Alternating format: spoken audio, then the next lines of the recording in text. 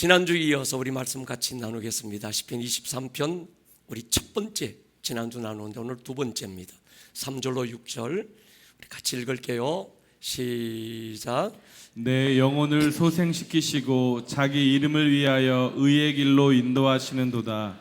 내가 사망의 음침한 골짜기로 다닐지라도 해를 두려워하지 않을 것은 주께서 나와 함께 하심이라. 주의 지팡이와 막대기가 나를 안위하시나이다.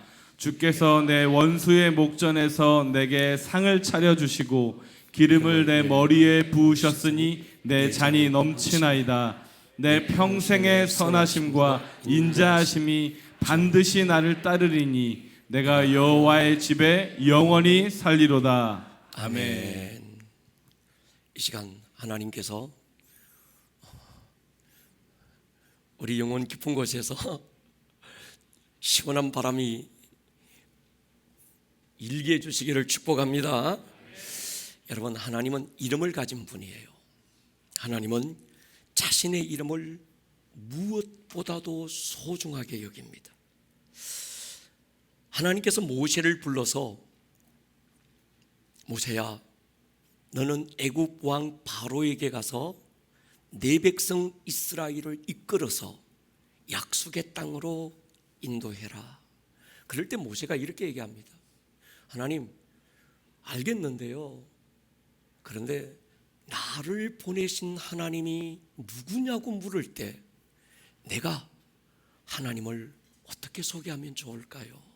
그럴 때 하나님께서 출애굽기 3장 15절에 보면요, 또 모세에게 이르시되 너는 이스라엘 자손에게 이같이 이르기를 너희 조상의 하나님 여호와 곧 아브라함의 하나님 이삭의 하나님 야곱의 하나님께서 나를 너희에게 보내셨다 하라. 이는 나의 영원한 이름이고 대대로 기억할 나의 칭호다. 하나님은 자신의 이름을 모세에게 주어서 하나님의 이름을 통해서 그 백성들에게 하나님이 보내신 것을 알게 했어요. 그래서 구약시대 때에는 하나님의 이름을 여러 가지로 소개하면서 하나님이 어떤 분이고 어떤 일을 하시는지 하나님의 속성을 부분적으로 보여주셨습니다. 아브라함에게는 여호와 이레, 준비하시는 하나님, 기드온에게는 여호와 샬롬, 평화를 주시는 하나님, 모세를 통해서는 여호와 니시, 승리를 주시는 하나님, 하나님이 인간의 모습으로 세상에 오실 때 예수라는 이름, 자기 백성을 저희 죄에서 구원할 자 임마누엘, 하늘에 있는 하나님이 인간과 함께 있기 위해서 이 땅에 오실 때 예수라는 이름으로 오시면서 구약에서 부분적으로 보여주고 맛배기로 보여주셨던 하나님의 전부를 통째로 예수라는 이름에 담아서 우리에게 공개해 주셔서요, 예수라는 이름 안에는 여호와 이레도 있고 여호와 샬롬, 여호와 니시, 여호와 라파, 하나님의 모든 것들이 다 있습니다. 비밀은 우리가 그 이름을 가진 자라는 거예요. 아멘입니까? 베드로가 이 비밀을 알고 선포합니다. 은과 금은 내게 없지만 내가 가지고 있는 게 있다. 통장 잔고가 얼마 남았는지 난 모르겠고 내 주머니 안에 지갑 안에 돈이 얼마 있는지 나는 모르겠지만 그것보다 더 분명하고 확실하게 알고 있는 건 내게 예수의 이름이 있다. 베드로의 자랑은 은과 금이 아니었고 예수의 이름이 그의 자랑이었고 예수의 이름이 그의 힘이었고 예수의 이름이 그의 배경이었습니다. 여러분은 예수의 이름을 가졌습니까? 그 이름이 하늘과 땅과 땅 아래 모든 것들로 무릎 꿇게 했던 그 이름인 것을 인정하십니까? 그렇다면 두려워할 게 없습니다. 말해도 이래도 예수의 이름으로, 그리고 그 이름으로 살기를 주의 이름으로 축원합니다. 하나님은 자기의 이름을 소중하게 여기신다는 건 하나님은 완전한 인격이시라는 거예요. 하나님은 관념도 아니고 하나님은 막연한 분도 아니고 하나님은 인격이신데 완벽한 인격. 여러분, 인격이 없는 짐승은 명예를 소중히 안 여깁니다. 등 다섯고 배만 부르면 최고예요. 그런데 인격을 가진 존재는 이름을 소중히 여깁니다. 오늘 다윗의 고백 가운데 정말 핵심적인 고백이 사실은 3절입니다. 하나님이 우리를 인도하시는데 자기의 이름을 위하여 의의 길로 인도하신다. 어떻게 잘못 읽으면 하나님이 너무 독선적이고 하나님이 자기 이름만 좋아하고 하나님은 자기 이름만, 그래서 하나님은 너무 독선적이고 오만하신 분으로 착각할 수 있는데 그렇지 않습니다. 여러분 보십시오. 하나님이 우리를 인도한다고 할 때 그 하나님의 인도를 확신할 수 있는 근거가 무엇일까요? 여러분에게 있는 어떠함이 하나님이 나를 인도하시는 근거가 된다면 무엇이 근거가 될까요? 하나님이 우리를 사랑하신다고 할 때 그 사랑의 근거가 나의 어떠함 속에 있다면 내가 가진 어떠함이 하나님이 나를 사랑하실 만한 이유가 될 수 있을까요? 여러분, 사람은요, 사랑의 출발과 시작이 상대방의 어떤 조건입니다. 그 사람의 성격이 마음에 들어서 내 스타일이야, 그 사람이 가진 돈이 많아서, 아니면 그 사람의 외모가, 아니면 그 사람의 어떤 성격이, 아니면 환경이, 가진 재능이 내 스타일이어서 난 그 사람을 사랑해. 그래서 시작된 사랑이 미움이 되고 분노가 되고 원수가 되는 건 그렇게 오랜 시간이 걸리지 않더라고요. 결혼 전에 사랑의 조건이 결혼 후에는 갈등의 이유가 되기도 하는 겁니다. 그래서 그 조건이 달라지면 사랑이 변하여 미움이 되는 거예요. 여러분, 그런데 하나님의 사랑은 다릅니다. 하나님은 사랑의 출발이 우리에게 있지 않고 하나님께 있는 거예요. 사랑의 이유를 우리가 가진 어떤 조건 찾으시는 것이 아니라 하나님 자신에게서 우리를 사랑하실 만한 이유를 찾고 계시는 거예요. 그래서 로마서 8장에서 바울은 우리가 아직 죄인 되었을 때 사랑할 만한 이유가 없고 사랑할 만한 조건이 아무것도 없는, 여전히 냄새나고 여전히 초라하고 여전히 누추하고 여전히 죄 빠져 있는 우리, 그때 우리를 사랑하시는 자기의 사랑을 그 아들로 공개하면서 봐라, 이것이 너를 사랑하는 사랑의 이유고 사랑의 크기고 너비고 높이라는 걸 확정해 주신 거예요. 요한복음 13장 1절 말씀을 한번 보십시오. 예수께서 자기가 세상을 떠나 아버지께로 돌아가실 때가 이런 줄 아시고 세상에 있는 자기 사람들을 사랑하실 때 어떻게 하신다고요? 끝까지. 이 말은 뭔가 하면 하나님이 우리를 사랑하시는 사랑이 멈추지 않고 퇴색되지 않고 변질되지 않고 처음에 그 사랑이 마지막까지, 영원까지, 끝까지 그 사랑이 동일할 수 있는 이유,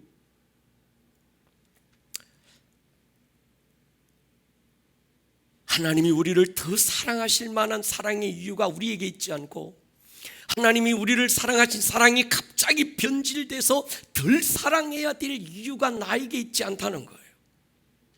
바울의 고백처럼 환난이나 공고나 핍박이나 위험이나 기근이나 적신이나 칼이랴 높음이나 깊음이나 또 다른 천사들이나 어떤 피조물이 온다고 할지라도 우리 주 그리스도 예수 안에 있는 하나님의 사랑에서 우리를 끊을 수 없는 이유, 우리에게 있는 게 아니라는 거예요.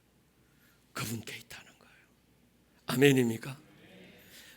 여러분 생각해 보십시다. 우리를 인도하시는 이유도 마찬가지입니다. 하나님이 우리를 인도하시는 이유가 자기의 이름을 위하여 우리를 의의 길로 인도하신다는 이 한 가지 말씀이 우리를 안심하게 만들고 충분히 안전하게 만드는 이유가 됩니다. 만약에 우리의 어떠함이 이유가 되어서 하나님이 우리를 사랑하시고 우리를 인도하신다면, 우리가 순종하고 착하고 예쁘고 사랑스러워서 만약에 인도하신다면, 그렇지 않을 때는 어떻게 되겠어요? 우리가 너무 잘 알잖아요. 사랑스럽고 이쁘고 말 잘 듣고 그럴 때가 많습니까? 아닌 때가 많습니까? 대답할 필요 없죠. 내 꼬라지를 내가 너무 잘 압니다. 제가 가끔씩 그런 표현을 써요. 하나님이 내 잘못할 때마다 머리카락 하나씩 뽑는다면 아마 다 가발 쓰고 다닐 거예요. 이틀 못 지나가서. 근데 그 사랑하시는 사랑의 이유가 내게 있지 않고 나에게서 찾는 것이 아니고 내 조건이나 나의 어떠함에서 찾지 않고 나를 인도하시는 이유가 헬라 뺐다 가지 않고 실쭉세쭉 삐쭉빼쭉하지 않고 한 번 인도하시기로 결정하신 그 하나님의 의지가, 우리를 사랑하시기로 결정하신 하나님의 감정이 어떤 때에도 변치 않고 끝까지 사랑하고 끝까지 인도하시는 이유, 그분의 이름에 있는 거예요. 아멘입니까? 그래서 여러분 시편 23편 3절은 이기적이고 독선적인 하나님에 대한 이미지가 아닙니다. 여러분 10계명 가운데 가장 무서운 계명이 뭘까요? 우리가 순서적으로 따지면 첫 번째 계명이 제일 무거울 거야. 나 외에 다른 신이 없어, 이럴 수 있는데, 그리고 마지막 10번째 계명은 조금 무게가 덜한 것 같아. 그럴 수 있는데 그러지 않습니다. 10가지 계명 가운데 가장 무거운 계명은 3계명입니다. 주 너의 하나님을 이름을 망령되이 일컬지 마라. 여기에는 단서가 붙어요. 다른 계명에는 단서가 없는 3계명에만 붙는 단서, 결코 죄 없다고 하지 않겠다는 거예요. 다른 죄는 용서받을 기회가 있지만 하나님의 이름을 망령되이 일컬은 것에 대해서는 반드시 하나님이 죄를 묻겠다는 거예요. 여러분, 사단은 타락한 천사입니다. 원래 천사였는데 이 천사에게 하나님은, 천사도 범죄했고 아담과 하와도 범죄했는데 하나님께서 아담과 하와에게는 은혜의 문을 열어놓고 그 아들을 통해서 용서받을 기회를 주셨는데, 타락한 천사에게는 용서의 기회를 주지 않는 이유가 있습니다. 그는요, 하나님의 보좌에 나의 보좌를 비기고 나도 하나님처럼 되겠다는 하나님의 이름을 망령되이 일컬은 거예요. 우리가 주기도문을 통해서 우리의 기도 신학을 바꾸자. 주기도문은 주님이 가르쳐 주신 기도고 주님의 기도 신학인데, 주님이 가르쳐 주신 대로 우리가 기도해 보자. 그래서 주기도문을 통해서 기도의 방향, 정의를 우리는 완전히 바꾸었습니다. 주님의 기도의 첫문, 하나님의 이름이 거룩히 여김을 받으십시오. 우리가 기도해야 되는 첫 번째 이유, 하나님의 이름이 영화롭게 되는 거죠. 아멘입니까? 우리가 예배하는 이유가 뭡니까? 하나님의 이름이 영화롭게 되는 겁니다. 예배당에 모여서만 예배가 아니죠. 하나님의 이름을 영화롭게 해야 되는 매 순간 그럼 모든 삶의 현장이 예배가 되는 줄로 믿습니다. 하나님의 이름이 하나님 자신이거든요. 그러니까 아주 중요한 복음 가운데 하나가 하나님의 이름의 복음입니다. 하나님은 보배로운 자기의 이름을 우리에게 주신 거예요. 요한복음 1장 12절에 보면요, 영접하는 자 곧 그 이름을 믿는 자들에게는 하나님의 자녀가 되는 권세를 주셨다. 영접하는 자, 누구를? 예수님을 영접하는 것과 예수의 이름을 믿는다는 것과 하나님의 자녀는 같은 거라는 거예요. 다르지 않은 거라는 거예요. 예수님을 영접했습니까? 여러분 안에 예수의 이름이 있음을 믿습니까? 하나님의 자녀임을 믿으십니까? 구약시대 때에는 하나님의 이름을 하나님이 성전에 두셨어요. 그것도 가장 깊숙한 지성소, 하나님의 이름으로 약속했던 언약궤 안에 하나님은 하나님의 이름을 두셨습니다. 왕상 8장 보십시오. 같이 읽을게요. 29절 시작. 주께서 전에 말씀하시기를 내 이름이 거기 있으리라 하신 곳이 이 성전을 향하여 주의 눈이 주야로 보시오며 주의 종이 이곳을 향하여 비는 기도를 들으시옵소서. 아멘. 솔로몬이 성전을 지어놓고 하나님께 기도합니다. 하나님, 하늘과 하늘들의 하늘이라도 하나님을 용납할 수 없을 만큼 하나님은 크신 분인데, 그러잖아요.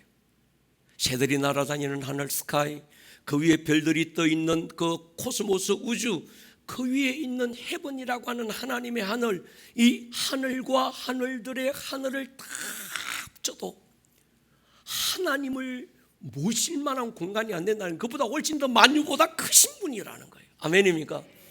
그런데 하나님이 내가 조그만하게 지어놓은 요 성전에 어떻게 하나님이 거하실 수 있겠습니까?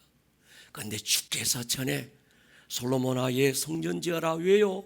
내 이름을 거기 둘 거야 하신 이 성전을 향하여 하나님이 보시고 여기서 비는 기도를 들어주시라는 거예요. 여러분, 구약시대 때는 하나님이 하나님의 그 크신 이름을 성전 안에, 그것도 지성소 안에, 그것도 하나님의 언약궤 안에 하나님의 이름을 두시고 하나님의 모든 언약은 하나님의 이름으로 보증해 주시는 겁니다. 구약시대 때 성전 안에 있던 하나님의 이름을 예수님이 가지고 오시면서 요한복음 2장 19절은 이렇게 얘기합니다. 너희가 이 성전을 헐어버리라. 내가 사흘 동안에 일으키리라. 제자들이 당시에는 몰랐는데 십자가와 부활 사건 이후에 깨닫는 게 있습니다. 아하, 성전된 예수님의 몸을 가리켜 말씀하신 것이구나. 아멘입니까? 예수님이 하늘로 가시면서 자기가 가지고 왔던 그 하나님의 이름, 예수라는 이름을 우리에게 주고 가시면서 이렇게 말씀해요. 고린도서 3장 16절이죠. 이제 너희가 하나님의 성전이다. 여러분이 하나님의 성전입니까? 잘나서 똑똑하고 예뻐서 어떠함이 돼서 성전이 된 게 아니고 예수라는 그 이름 우리 안에 있어서 성전이 된 줄 믿습니다. 그 우리 안에 있는 예수라는 그 이름을 보고 성령님이 오신 거예요. 여러분 보시오. 요한복음 14장 26절에 보혜사 곧 아버지께서 누구 이름으로? 예수의 이름으로 보내실 성령. 성령은 요한복음 14장 17절에 보면 세상은 보지도 받지도 알지도 못한다. 누구에게만 성령이 오십니까? 예수의 이름을 영접하고 가진 자에게만 성령이 오셔서 우리를 하나님의 거룩한 지성소 삼으시는 줄로 확신합니다. 베드로가 자기 안에 있는 예수의 이름이 있다는 사실을 분명히 알고 선포할 때 대제사장 서기관들이 이렇게 말합니다. 다시는 예수 이름으로 말하지도 말고 가르치지도 말아라. 베드로가 얘기합니다. 내가 하나님 앞에서 너희들 말을 듣는 것이 옳겠는가? 하나님의 말씀을 듣는 것이 옳겠는가? 나는 보고 들은 것을 말하지 않을 수 없다. 그러니까 이처럼 성도들에게 너무나도 분명하게 확실하게 가지고 있어야 될 게 뭔가 하면 나는 예수의 이름을 가진 자다. 중요해서 다시 한 번 더 확인합니다. 여러분 안에 예수의 이름이 있습니까? 예수님이 계십니까? 성전입니까? 성경은 하나님의 이름으로 약속하셨기 때문에 언약이라고 부릅니다. 그 이름으로 예수를 약속하시더니 죽음의 자리까지도 그 아들을 마다 않고 내어주시고 그 이름으로 성령을 약속하시더니 약속하신 성령이 오셨고 지금도 우리에게 부어주고 계시고 그 이름으로 세상 끝날까지 함께 있겠다 약속하시더니 지금도 그 약속을 지키고 계시고 앞으로도 지키실 것입니다. 자기 이름을 위하여 우리를 책임질 것이다. 나의 이름 때문에 너를 인도할 것이다. 시편 23편에서 분명하게 약속하고 계신 그 주님은 오늘도 자기의 이름, 당신의 이름을 위해서 우리를 의의 길로 인도하실 것입니다. 하나님이 우리를 인도하신다는 걸 신뢰할 수 있는 이유가 하나님의 이름이라는 거예요. 양들이 높은 산 정상을 오르기 위해서는 때로 낭떠러지 협곡을 지나가기도 합니다. 때로는 맹수의 위협을 만나기도 하고 때로는 양들이 무식해서 알지 못하는 독초를 먹어야 되는 위협도 눈앞에 있습니다. 그런데 목자가 있다면 염려할 게 없습니다. 지난주에 말씀드렸지만 양에게 있어서 최고의 힘은 목자에게서 나오는 거예요. 양은 뿔도 없고 날개도 없고 헤엄칠 재주도 없고 빨리 달릴 수 있는 다리도 없어서 숏다리고 할 수 있는 게 아무것도 없지만 양이 두려워하지 않는 건 목자가 있기 때문인 거죠. 양의 생사는 양에 의해서 결정되는 게 아닙니다. 목자에게 의해서 결정됩니다. 양에게 있어서 가장 중요한 자세는 목자와의 관계인 거지요. 때로 낭떠러지 협곡을 지날 때 맹수의 위협 앞에 노출됐을 때 양이 할 수 있는 일은 목자를 신뢰하는 것입니다. 너의 길을 여호와께 맡기라. 그를 의지하면 그가 이루시고 내 의를 빛같이 내 공의를 정오의 빛같이 하실 것이다. 시편 37편 역시 다윗의 권면인 거죠. 여러분의 길을 여호와께 맡기기를 축복합니다. 사망의 음침한 골짜기, 히브리어로 그림자라는 단어의 체와 죽음, 사망을 나타내는 마웨터 합성어가 이 사망의 음침한 골짜기인데, 이게 원어적으로 보면 사망의 음침한 골짜기가 아니라 사망의 그림자라는 뜻입니다. 쉽게 말하면 지금 양들이 캄캄하고 두려운 사망의 골짜기를 지날 때 막 불안하고 두렵기도 한데, 실제는 그 골짜기에 드리워져 있는 건 사망의 음침함이 아니라 사망의 그림자밖에 없다는 거예요. 아멘입니까? 지금 예수님 십자가 위에서 모든 사망의 권세를 가진 마귀의 대가리를 밟고 아가리를 찢으신 줄 믿습니다. 이제 그에게는 그림자만 존재하는 거예요. 그렇다고 영적 전쟁이 없다는 말도 아닙니다. 우리의 싸움이 그저 허상과 관념적인 전쟁이라는 말도 아닙니다. 원수가 실제하고 영적 전쟁이 실제적 사건이고 현장이지만, 그러나 세상을 이기신 예수 그리스도가 나의 대장이고 목자가 되시면 그것들은 그림자에 불과하다는 거예요. 아멘입니까? 그림자 보고 놀라 자빠져가지고 막 이러면 안 된다는 거지. 주님은 원수가 두 눈 부릅뜨고 바라보게 하시고 그 앞에서 우리를 위하여 잔치상을 차려주시는 분. 이게 쉽게 말하면 장군이 전쟁터에 나가서 승리하고 돌아올 때 승리하고 돌아온 장군을 맞는 프레이드가 바로 지금 이 시편 23편의 모습인 거죠.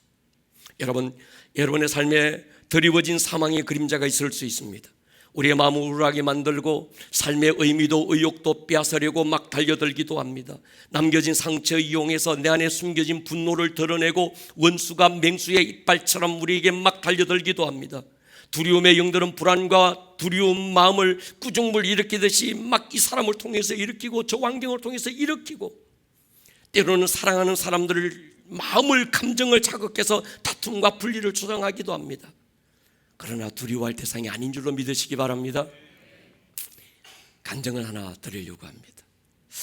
지난 연구를 맞아서 아내와 함께 코나 기도의 집으로 갔어요. 도착하자마자 한국에서 교회에서 제가 갈 때 부탁했거든요. 나한테 카톡도 하지 말고 아무것도 하지 마라. 그랬는데 도착하자마자 카톡이 날아들기 시작했어요. 목사님, 갑자기 어느 집사님이 심근경색으로 쓰러져서 중환자실에 실려갔다는 거예요. 목사님 기도해 주십시오. 그래서 또 기도실 들어가서 쫙 심장을 뛰게 해 주십시오. 중보기도가 끝나기도 전에 어떤 안수 집사님이 단순한 염증인 줄 알았는데 장에 구멍이 뚫렸다는 거예요. 지금 긴급하게 119 실려서 지금 수술실에 들어가는데 목사님 또 기도해달래. 나오다가 또 들어가서 장에 구멍을 막아주십시오. 그 기도가 끝나기도 전에 또 어떤 집사님 눈 수술 들어가신다고, 어떤 집사님 임종 준비해야 된다고. 아름다운 꿈의 교회 개척 이후 13년 동안 목자 단톡방에 기도의 불이 이처럼 뜨겁게 붙었던 적이 없어요. 기도의 불은 뜨겁게 붙는데 제 마음은 굉장히 혼란스러웠습니다. 내가 잘못 왔나?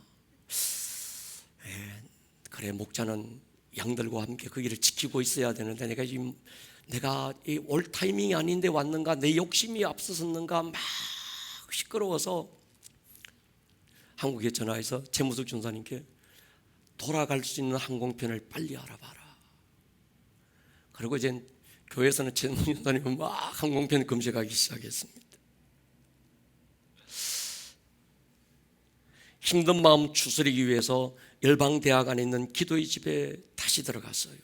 들어가니까 한 두세 명 되는 젊은이들, 대학생들만 구석에 이렇게 앉아있고, 그래서 안에는 들어가자마자 여기에, 저는 그 앞에 이쪽에서 자리를 잡고 앉았습니다.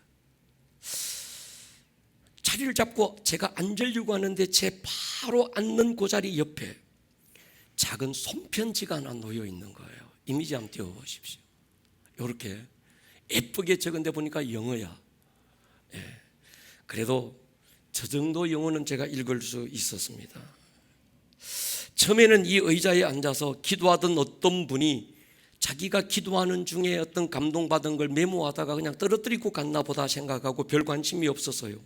근데 기도하는데 나도 모르게 자꾸 시선이 그 메모지에게로 가는 거예요. 그래서 의자에 가지런히 놓인 메모지를 손에 들고 자세히 보는데 첫 글자가 to you. 이건 알잖아요. 당신에게. 그 당신이 난가? 그래서 하나를 딱 폈는데 안에 또 글이 있습니다. 하나 띄워보십시오. 예. 이번엔 좀 더 정확하게 Yes, you. 맞아, 당신이라는 거예요. 그리고 이 편지를 발견한 당신이 이 편지의 주인공이라는 거예요. 처음에는 호기심에 읽었습니다. 영어라서 읽어도 대충은 알겠는데 정확한 뜻을 잘 모르기도 했습니다. 근데 읽고 또 있는데 제 눈에 눈물이 흐르기 시작했어요. 우리가 즐겨보던 영화 오두막이 오버랩되기 시작했습니다. 그 오두막 영화 보면 거기 이 맥에게 그 예수님이 하나님이 보낸 편지가 있잖아요. 예, 파파 뭐 이래서 투맥 이래가지고. 그래서 이걸 이승민 전사에게 사진을 찍어서 빨리 번역해서 내게 보내봐라. 저거였어요. 뭐 보여드려도 잘 모르겠죠. 제가 읽어드리려고 합니다. 한글로. 하나님은 당신이 하나님을 얼마나 사랑하는지 알고 있습니다. 그리고 하나님이 당신을 얼마나 사랑하시는지 알기를 원한다는 거예요. 당신은 주변 사람들에게 빛과 기쁨이 됩니다. 주님은 당신의 목소리를 사랑하시고 당신이 그 목소리를 더 많이 사용하기를 원하십니다. 사람들을 위해 기도하고 나가는 걸 두려워하지 마십시오. 당신은 최근에 불타는 느낌과 배고픔을 느꼈고 하나님은 당신이 갈 수 있다고 생각하는 것보다 더 깊은 곳으로 당신을 데려가기를 원합니다. 그분의 면전에 앉아 모든 것이 잘 될 거라는 걸 당신이 믿어야 합니다. 나는 당신을 생각하면서 요한복음 15장에서 큰 나무의 이미지를 보았습니다. 나는 당신이 하나님께 깊이 뿌리를 두고 있다는 걸 느꼈습니다. 사물이나 사람이 당신의 마음을 흔들게 하지 마십시오. 당신은 주 안에서 굳건히 설 수 있습니다. 주님은 당신을 성장시키고 있습니다. 당신은 주님과 깊은 친밀감에서 많은 열매를 얻게 될 것입니다. 뭐 이런 쭉 얘기입니다. 자, 이제 뭐 내려줘도 괜찮습니다. 별로 중요하지 않습니다. 낯선 땅에서 얼굴도 이름도 모르는 사람으로부터 이런 편지를 받아본 것도 처음이라 처음에는 이게 뭐지? 그런 마음으로 기도의 집에 앉아있던 어떤 사람이 이 손편지를 두고 갔을 텐데 그 사람이 누굴까? 누가 이걸 두고 갔지? 막 머리가 복잡한데 갑자기 제 안에서 한 음성이 들렸어요. 나야. 나야. 제가 굉장히 이성적인 사람인데 부인할 수 없는, 이것이 하나님이 내게 보낸 편지라는 걸 부인할 수 없는 몇 가지 내용이 있었습니다. 첫 번째, 제가 10데이스 집회가 바로 끝나고 갔기 때문에 목 상태가 지금까지 제 생애 가장 최악의 상태였습니다. 말이 안 나왔어요. 하나님께 기도했습니다. 하나님, 저를 더 사용하시겠다면 목소리를 회복시켜 주십시오. 근데 편지 내용에 주님이 당신의 목소리를 기뻐하시고 더 많이 사용하기를 원하신대. 깜짝 놀랐어요. 두 번째, 더 기쁨이라는 단어. 하나님은 당신을 더 기쁨으로 인도합니다. 더 기쁨이라는 이 단어는 올해 1월달 시작될 때 하나님이 우리 교회에 주신 키워드였습니다. 우리가 기뻤지만 하나님은 더 기쁨으로 into the deep, 그래서 더 기쁨으로 우리를 인도하는 이 키워드는 어디에도 없었는데 오늘 이 편지에서 하나님은 나를 더 기쁨으로 이끌고 가신다. 세 번째, 큰 나무를 보았는데 그 큰 나무는 바람도 많이 타지만 상황이나 사람들 때문에 네가 마음이 흔들리지 않았으면 좋겠다. 그때 시편 23편의 말씀이 확 떠올라서 그 자리에서 지난주 설교, 이번주 설교를 막 쓰기 시작한 거예요. 주시는 감동에 따라서 사망의 음침한 골짜기로 다닐지라도 해를 받지 않을 것이다. 이것이 사망의 그림자라는 생각이 들면서 예수의 이름으로, 다른 애들은 거기 앉아서 막 영어로 기도하는데 저 혼자, 다 20대 애들인데 저 혼자 머리 허연 할배가 두 손 번쩍 들고 나사렛 예수의 이름으로 이 사망의 그림자야 떠나가라고 막. 조금 있으니까 한국에서 카톡들이 또 오기 시작했어요. 목사님, 이 문제가 해결됐습니다.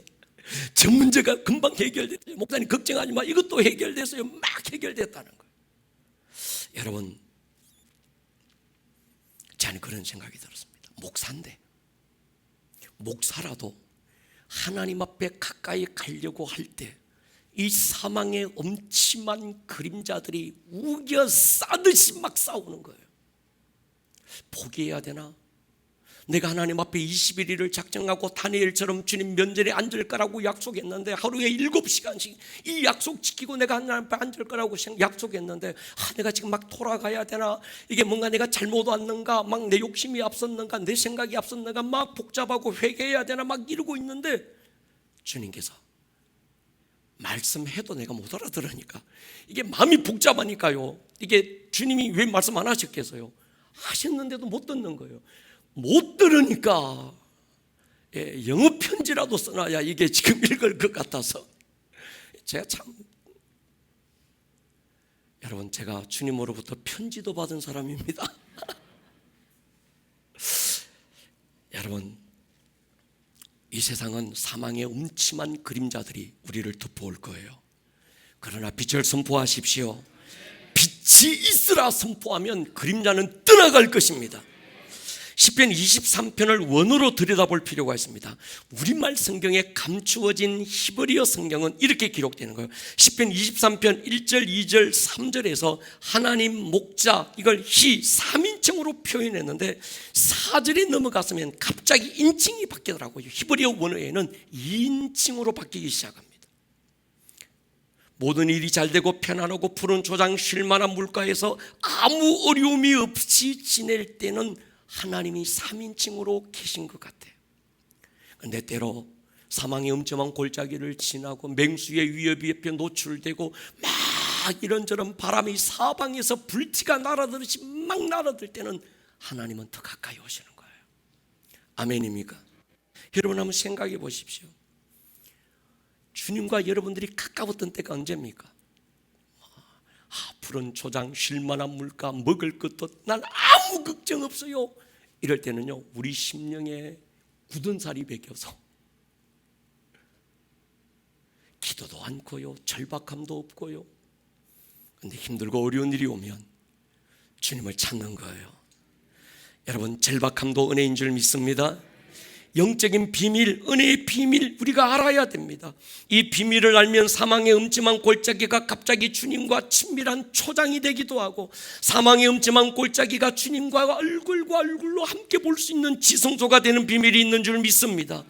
초막이나 궁궐이나 내 주 예수 그리스도 모신 것이 그 어디나 하늘나라가 되는 비밀, 주님과의 친밀함이 있는 줄 믿습니다.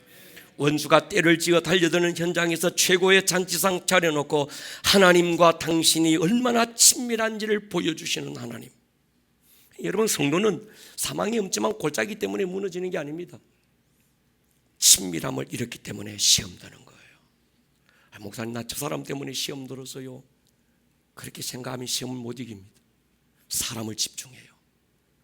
그러나 이 시험의 원인이 주님과 나 사이의 관계에서 틈이 생겼기 때문에 온다고 한다면 해결될 줄 믿습니다. 여러분, 우리가 사망의 음침한 골짜기, 막 사망의 그림자가 우리를 막 덮어오는 그 순간은 사망의 그림자만 있는 게 아니라 3인칭으로 계셨던 그 주님이 2인칭으로 가장 가까이 다가오는 순간이 그 순간인 줄 믿습니다. 여호수아를 보십시오. 모세 죽고 요단강 범람하고 있고 눈앞에는 인간의 힘으로 도무지 건널 수 없고 넘을 수 없는 여리고가 가로막았어요. 사망의 음침한 그림자가 여호수아의 마음을 뒤덮고 말았습니다. 그때 하나님의 음성이 여호수아에게 들리는 거예요. 내 종아, 두려워하지 마라. 내가 너와 함께하고 있어. 내가 모세와 함께 했던 것처럼 또 너와 함께 있을 것이다. 두려워하거나 놀라지 마라. 마음을 강하게 하고 담대히 하라. 여러분, 다 막혀도 눈 들면 하나님 보일 겁니다. 사망의 음침한 골짜기를 지나더라도 귀를 열면 주님의 음성이 들리는 거예요. 그래서 두려움, 매림나오, 염려, 이 말은 마음이 깨어진다, 마음이 나누어진다는 거예요. 믿음은 마음이 하나입니다. 죽으면 죽으리라 일사각오만 있는 줄 믿습니다. 에스더가 민족의 위기를 만났을 때 한 가지만 하는 거예요. 일사각오, 그리고 왕가의 친밀함. 왕을 위해 잔치자리 더 준비해 놓고, 내가 나라의 절반이라도 줄게, 나라의 절반을 얻고 싶은 게 아닙니다. 오늘 내가 얻고 싶은 건 나라의 절반이 아니고 부귀 영화 명예도 아니고 권력도 아니고 왕을 기쁘게 하고 싶어요. 아멘입니까? 사망의 그림자에 속지 않을 수 있기를 축복합니다. 주님을 더 가까이 하기를 축복합니다. 하나님을 가까이 함이 내게 복이라. 하나님을 가까이 하라. 그리하면 하나님도 너를 가까이 하실 거라는 거예요. 사망 4절 보십시오. 주께서 나와 함께 하심이라. 주의 지팡이와 막대기가 나를 안위하신다. 고대 근동의 양치는 목자들은 양손에, 한 손에는 막대기, 한 손에는 지팡이를 들고 다닙니다. 막대기는 일종의 무기예요. 맹수들이 공격해 오면 강력한 무기가 됩니다. 지팡이는 목자가 산을 넘고 하다 보니까 막 넓고 힘들어서 지팡이 짚어야 되는 게 아니고, 이 지팡이는 끝이 둥글게 되어 있어요. 양이 물에 빠지거나 어떤 구덩이에 빠지면 양의 목을 탁 끌고 끌어내는 거지요. 막대기가 시편 에스겔서 20장에 이렇게 말합니다. 37절 보면요, 내가 너희를 막대기 아래로 지나가게 하며. 이게 무슨 뜻인가 하면, 이젠 하루 해가 넘어가고 해가 뉘어 넘어갈 때 되면 목자가 양 우리 앞에 자기의 막대기를 다 걸쳐놓고 양새끼 한 마리 한 마리들이 그 아래를 지나가게 하는 거예요. 그리고 숫자를 세고 이름을 불러주는 겁니다. 다 들어왔나 안 들어왔나만 확인하는 게 아니라 그 막대기 아래를 지나가는 양 한 마리 한 마리를 살피고, 상한 데는 없는가, 아픈 데는 없는가, 컨디션은 어떤가, 그거 지켜보는 거죠. 여러분, 이 말이 굉장히 중요합니다. 목자의 권위 아래에 들어가는 것. 목자의 양이 아니면 그 아래로 못 지나가는 거죠. 지나가다가도 내 양이 아니네, 그럼 빼내는 거예요. 여러분, 주님의 양이 되기를 축복하고, 목자 되신 예수 그리스도 선한 목자의 그늘 아래 있기를 주의 이름으로 축원합니다. 나는 예수님의 권위 아래 들어가 있는가? 목자의 특별한 예정과 보살핌을 느끼고 있는가? 매일매일이 목자의 지팡이와 막대기 안으로 들어갈 수 있기를 축복합니다. 지팡이, 막대기는 말씀과 성령이지요. 우리는 주의 말씀 아래로 지날 때 우리의 상태가 진단되는 줄 믿습니다. 말씀을 통해서 내가 누군지, 그분과 나는 어떤 관계인지 정확하게 아는 거예요. 그 다음에는요, 살아갈 힘은 저절로 나오는 거예요. 예수님이 부활하시고 하늘로 가실 때 제자들에게 유언같이 당부한 건 한 가지였습니다. 예루살렘을 떠나지 말고 약속하신 뭘 받아라? 성령을 받아라. 예수님은 그의 자녀들이 성령님의 권능 아래 있기를 원하는 거예요. 성령의 권능 아래 있고 말씀의 그늘 안에 있을 때 우리는 세상을 이길 수 있고 치유되고 회복되는 줄로 믿습니다. 여러분, 성령에 충만하시기를 축복합니다. 성령을 제한하지 말고, 성령을 무시하지 말고, 성령을 거스르지 말고, 회방하지 말고, 그분이 나를 마음껏 주장하실 수 있도록 그분이 주시는 작은 감동도 여러분 안에 순종으로 성공시킬 수 있기를 주의 이름으로 축원합니다. 그 나무 막대기 아래로 지나갈 때 들어가 보면 거기에 공동체가 있는 거예요. 여러분, 목장에 굉장히 소중한 이유가 있습니다. 나는 그저 목자의 막대기 아래로 지나갔는데 들어가 보니까 그 안에 목장이 있는 거예요. 할렐루야. 그 안에 교회가 있는 거예요. 교회의 권위 아래 있는 사람, 목장과 목자의 권위 아래 있는 사람, 그것이 양을 지켜주는 비밀인 거죠.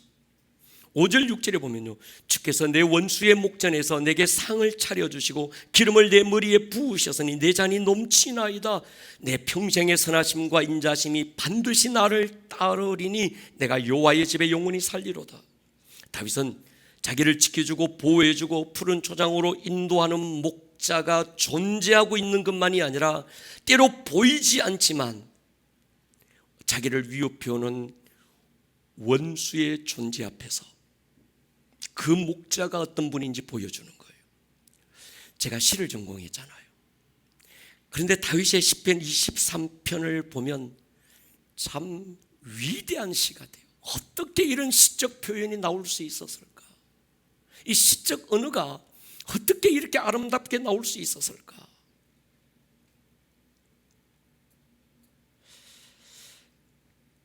그러나 이 시적 표현은 감상적인 표현을 넘어선 것입니다. 우리 인생에서 사망의 음침한 골짜기를 통과하지 않을 수 없습니다. 믿는 자든 믿지 않는 자든 혹은 누구든지 인생은 사망의 음침한 골짜기를 통과하게 되어 있고 면제받은 인생은 아무도 없습니다. 사망의 세력을 가진 마귀가 위협하는 그 음침한 골짜기를 우리가 통과할 수밖에 없지만 담대할 수 있는 것은 그 골짜기 한복판에 하나님이 차려놓은 잔치상이 있는 거예요. 아멘입니까? 그게 바로 예배의 자리입니다. 우리가 예배의 자리를 양보할 수 없는 이유가 여기 있습니다. 오늘 우리의 예배가 당신을 위해서 원수가 보란듯이 하나님이 베풀어 놓은 최고의 잔치상이 되기를 축복합니다. 그리고 오늘 이 예배가 원수에게는 가장 지옥스러운 날이 되기를 축복합니다. 원수에게 가장 부끄러운 날이 되기를 축복합니다. 여러분에게는 가장 아름답고 행복한 다시 일어설 수 있는 현장이 되기를 축복합니다. 원수를 우리가 비웃을 수 있는 이유가 여기 있는 거죠.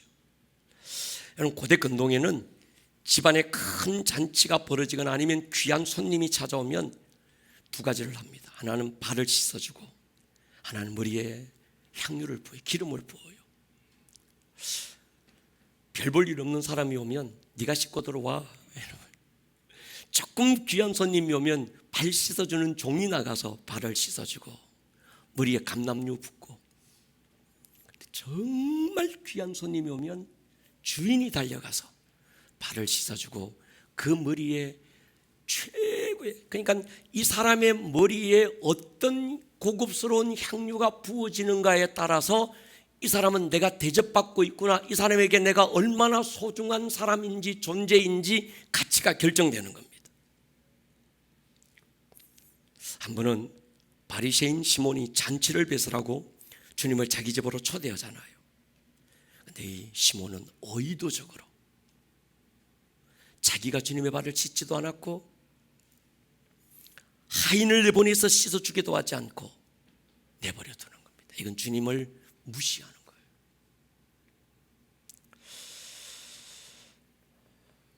이 나쁜 놈은 모든 사람들이 보는 앞에서 주님의 인격을 의도적으로 깐보고 무시하고 있었습니다. 제가 속상했던 건, 그래 저놈은 저럴 수 있다고 치더라도 예수님의 12제자가 함께 동행했다고 한다면 지금 예수님의 인격이 저 바리새인들 시몬 앞에서 처절하게 무너지고 무시되고 있는 현장을 보았다면 자기라도 뛰어나가서 대야의 물을 받아다가 주님의 발을 씻겨드리고 아니면 이것저것 가져다가 주님의 머리에 가장 귀한 향유를 부었어야 맞았는데, 이놈들도 그럴 생각이 없었습니다. 그때 죄 많은 한 여인이 주님 발 아래 무릎을 꿇고 눈물로 주의 발을 적시기 시작합니다. 그리고 자기의 머리를 풀어서 주님의 발을 닦아요. 가장 귀한 향유값 붓는 게 아니라 주둥이를 깨버리고 전부 쏟아버렸습니다. 한 가지였어요. 주님, 당신은 내게 소중하다는 거예요. 주님, 당신은 지금 사람들 앞에 무시당할 뿐이 아니라는 거예요.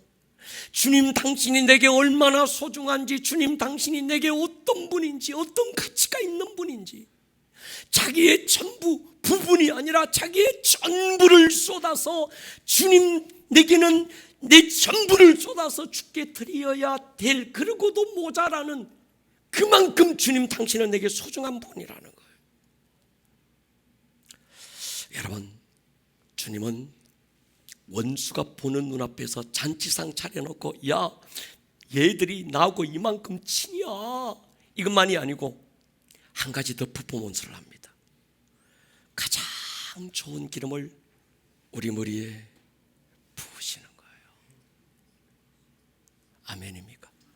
오늘 예배 자리가 잔치상이 되고 더 한 가지 넘어서 주님이 부어지는 기름이 여러분의 머리부터 발끝까지 적실 수 있기를 축복합니다. 그리고 주님 우리에게 말씀해요. 아들아, 넌 내게 이만큼 소중해. 달아, 넌 내게 이만큼 귀해. 그게 익은 거예요. 원수가 바라보고 있는 그 사망의 음침한 골짜기 앞에서, 그들이 두 눈 부릅뜨고 보고 있는 그 현장 앞에서 그들이 보란 듯이 잔치상만 차려놓은 것이 아니라 그 잔치상 앞에서 주님은 그들이 두 눈 똑똑히 바라보고 뜨고 보고 있는 그 현장에서 그들이 더 봐. 그러면서 주께서 향유를, 기름을 부으시는 거죠. 주님은 거기에 만족하지 않습니다. 또 하나 더 퍼포먼스를 하세요. 우리의 잔을 채우시는 거예요. 이게 차서 넘치고 있는 거예요. 주님이 우리에게 부어주시는 주님의 기름은, 주님이 우리의 잔에 채우시는 주님의 은혜는 찌찌하게 야 맛만 봐 이게 아니죠. 흘러서 넘치게 하시는 분. 야곱의 축복처럼 담장을 넘는 은혜.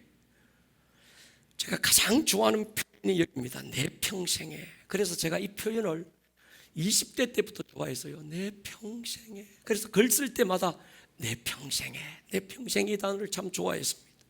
살아가는 인생의 모든 날에 하나님의 선하심과 인자하심이 영원할 거라는 거예요.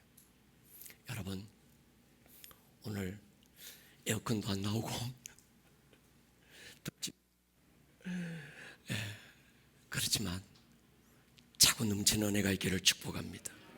성도의 불행은 사망의 음침한 골짜기를 지나는 게 아닙니다. 성도의 두려움은 원수가 시퍼렇게 두 눈 부릅뜨고 있다는 것도 아닙니다.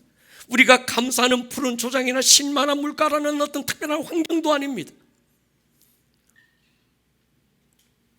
함께 하시는 하나님, 그분이 나의 목자라는 이유 한 가지가 담대함의 이유가 되기를 축복합니다.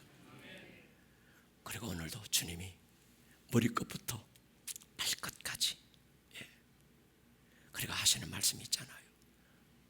넌 내게 소중해. 너의 어떠함 때문에 아니야. 네가 잘 살아서 착하고 예뻐서 뭐 선하게 살아서 아니면 순종해서 아니면 반대로 악하고 나쁘고 냄새나고 쓰러지고 초라해지고 막 그래서가 아니고 그 사랑의 이유, 인도함의 근거가 하나님께 있다는 거예요. 나의 이름 때문에 너를 향한 나의 사랑이 끝까지 사랑하게 되고 영원히 변치 않게 되고. 아멘입니까? 그리고 넌 내게 특별해, 소중해. 이 은혜가 저와 여러분들에게 있기를 축복합니다. 머리를 숙여볼까요?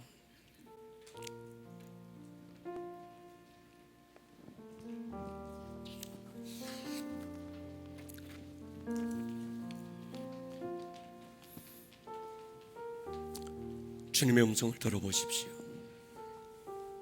혹시 우리 가운데 어떤 분은 내가 잘못 살아서, 내가 지은 죄가 많아서, 돌아보니까 하나님이 나를 사랑하실 만한 구석이 아무것도 없는 것 같아서, 그래서 내 안에서 사랑의 이유와 조건을 찾고 있는 분 없습니까? 그래서 하나님이 나를 덜 사랑할 것 같아 불안하고 염려스러운 분은 없습니까? 여러분, 그렇지 않습니다. 어제까지 나를 인도하신 하나님이 앞으로 나를 인도하지 않을 것 같아. 왜? 내 꼬라지 내가 너무 잘 아는데. 아니에요. 주님은 끝까지 여러분들을 사랑하시고 인도하실 것입니다. 사랑해요 진실하신 나의 주님, 나에서 주님만을 믿네. 눈을 뜨는 아침부터 잠들기까지 오 선하신 주를 노래 다시 고백할까요? 사랑해요. 사랑해요. 나를 인도하신 주님, 나를 인도하신 주 고난 중에도 고난 중에도 나와 함께 하셨네. 나의 아버지죠. 내 아버지 되시며 내 목자가 되시는 친구 되시는 나의 삶 주님 안에. 자리 소리 한번 일어설까요? 신실하신 나의 주, 나의 삶을 인도하셨네. 나의 모든 옥다 벗어나신 주 노래. 다시 한번 고백합니다. 신실하신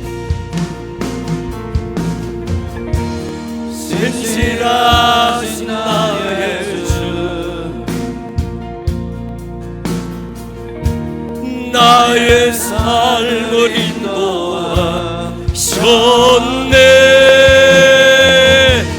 나의 모든 옥다 벗어나신. 한 번만 더 하십시다. 신실하신 나의 주님,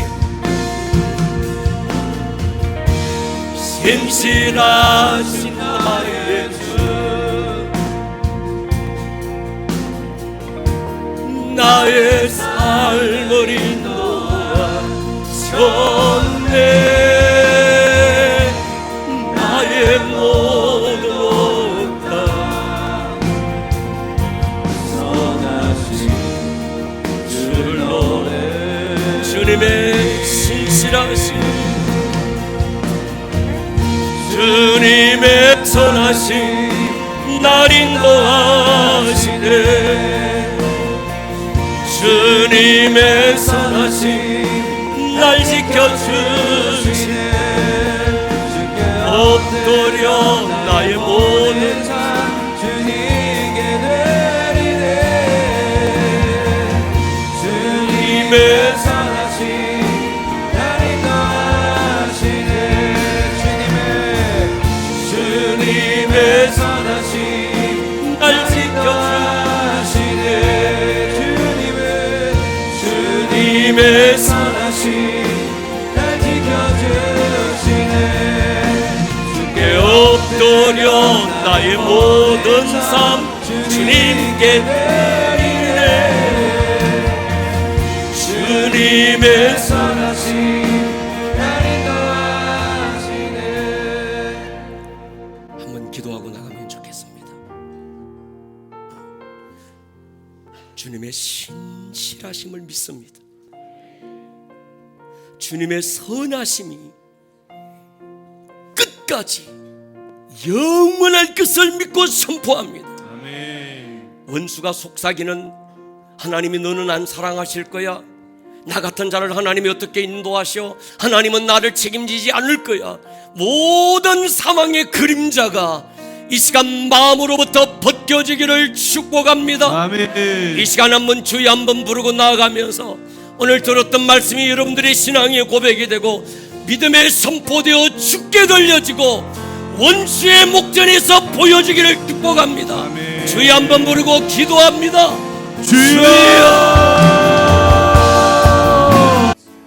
오늘 들었던 이 말씀이 듣는 말씀에서 끝나지 않고 여러분들의 삶에 살아내는 말씀으로 생명력 있는 말씀이 될 수 있기를 주님의 이름으로 다시 한번 축복합니다. 온 하늘